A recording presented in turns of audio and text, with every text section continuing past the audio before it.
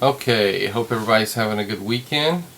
Welcome to my desktop computer at home. It's Saturday, and I'm just going to go over what we talked about in class on Thursday.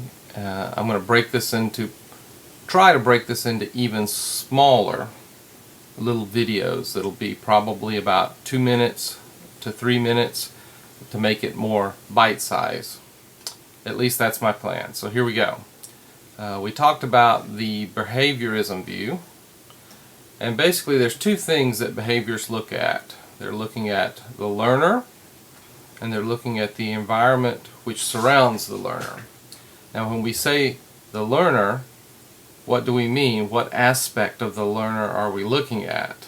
Well, we're looking at the learner's behavior. That's the only thing that behaviorists are interested in. When they say learning, they're talking about behavior. The only thing that we can measure, that we can quantitatively work with, is behavior. So when we say the learner, that's what we're talking about. The environment, we're talking about stimuli. This could be the form of a discriminative stimulus, aversive stimulus, reinforcement stimulus, removal of a stimulus, but we're basically talking about elements in the environment. Physical, tangible, quantifiable, observable phenomena in the environment. So behaviorists are looking at the learner and the environment and the interaction between these two things. They use only these two things, refer only to them in order to explain learning. Cognitive information processing looks at these same two things. It looks at the learner and it looks at the environment, and it believes there is an interaction between these two things. However, in between is the information processing of the learner. The learner is an active processor of information in the environment. This is known as the Cognitive Information Processing View, or CIP. This has led to a metaphor in the early models, and it's still pretty strong today, called the computer metaphor.